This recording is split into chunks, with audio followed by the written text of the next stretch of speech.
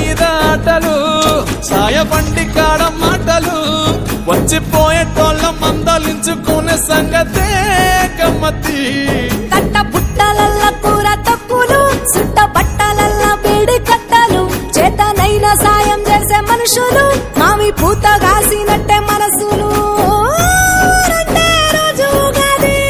సచ్చేదాకా ఉంటది అది ఊరు